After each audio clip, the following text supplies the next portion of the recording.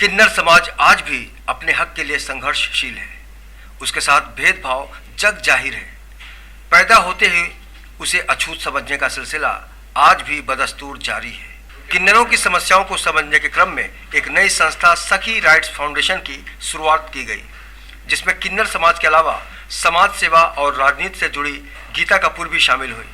किन्नरों की जिंदगी के दर्द को बखूबी समझने के बाद हिमांगी सखी ने इस संस्था को जन्म देने का सपना सच किया। इस संस्था का मकसद है कि हम जितने भी किन्नर समाज के लोग हैं उन्हें पूर्ण सपोर्ट दिया जाए और सरकार की तरफ से जो हमारा मांग होगा इस फाउंडेशन के अंडर उनको सपोर्ट मिलेगा। हमारी ये योजनाएं हैं कि हम जितने भी किन्नर हैं सरकार के थ्रू से उनको अपना खुद का आशियाना मिले, उनको खुद का मतलब घर हो, उनको आइडेंटिटी प्रूफ मिले, उनका अपना वोटर आईडी कार्ड्स उनको मिले, आधार कार्ड्स मिले। तो इस तरह से हमारी मांग रहेगी। अपनी अलग पहचान रखने वाली मेहंदी को सखी राइट्स फाउंडेशन के जरिए मुंबई अध्यक्ष की जिम्मेदारी सौंपी गई है। किन्नर समाज के लिए इनका अलग योगदान रहा है। तुम हमें प्यार दो, हम भी तुम्हें प्यार दोगे। जब धूप अपनी धूप देने के लिए हमें नहीं टकराती है, चांद अपनी रोशनी देने के लिए हमें नहीं टकराता है, तो आप कौन है हमें हमसे जो टकराते हैं कि ये किन्नर है, पैदा होता है किन्नर तो उनके माँ बाप छुपा के रखते हैं। आप जब आजकल तो ये चल रहा है, मैं गे हूँ, आजकल सीरियल देख लो, आप मूवी देख लो, सीरियल भी हमारे बलबूतों पे चल रहा है। कपिल शो का शो है, हमारे लेडीज कपड़े पहना के वो लड़कों को अपना शो चला रहा है। एक शक्ति सीरियल है, उसमें भी किन्नर बना के ही उसको, तो ये सब चीज़ में किन्नरों को क्यों नहीं काम देते आप लोग? ये मेरी अप्लाई है कि आप किन्नरों को भी दे सकते हैं वही काम। एक आदमी को तुम कपड़ा पहना रहे हो, हमारा लिबास करा के कमा तो रहे हो, लेकिन हमसे नफरत कितनी कर रहे हो आप। सामाजिक कार्यों और समाज सेवा में बढ़ चढ़कर हिस्सा लेने वाले गीता कपूर को सखी राइट्स फाउंडेशन ने महाराष्ट्र सचिव की जिम्मेदारी दी है। गीता कपूर लंबे समय से किन्नर समाज की मदद के साथ साथ उनके हक के लिए भी लड़ती रही हैं। कि हर फील्ड में मैं जाती हूँ, लेकिन इनके लिए मैं इसके लिए मदद करने के लिए आज चाहती हूँ कि इनको अपना हक, जैसे हेमांगी जी ने बोला है कि इनको उनका हक मिलना चाहिए।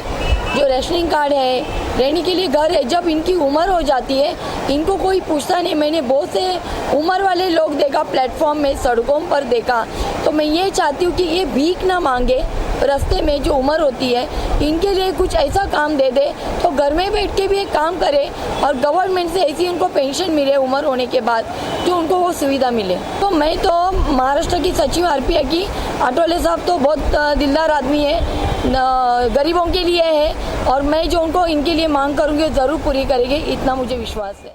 किन्नरों की जिंदगी पर फिल्म शबनम मौसी बनाने वाले निर्देशक योगेश भारद्वाज ने भी किन्नरों की इस नवीनतम संस्था की सराहना की, तो कॉमेडियन जॉनी फीवर ने भी अपने तरीके से सखी राइट्स फाउंडेशन की ओपनिंग सेरेमनी में शामिल होकर अपनी बात की। बिल्कुल, मैं सदा इनके साथ हूँ। मैंने बहुत पहले एक फिल्म शुरू की थी शबनम मौसी, जो आप लोगों ने भी देखी होगी।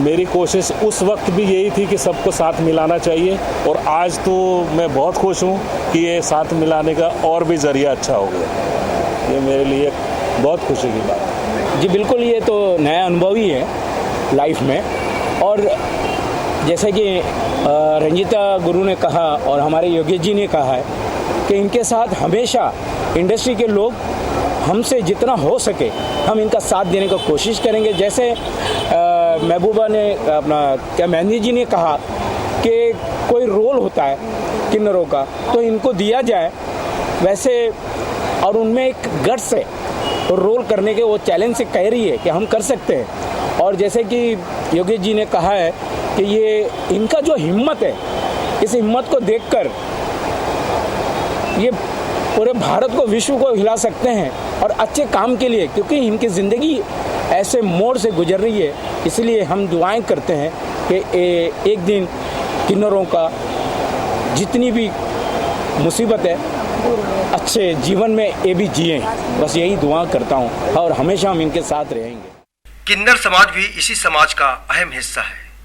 इनके प्रति नजरिया बदलने की जरूरत है, क्योंकि बांझ औरत और नपुंसक मर्द जो नहीं कर पाते वही एक किन्नर पर भी लागू होता है। इसीलिए इंसानियत के नाते भेदभाव खत्म कर इनके हक के लिए लड़ने की तैयारी शुरू हो चुकी है। अवनिंद्र आशुतोष, इन 24 न्यूज़, मुंबई।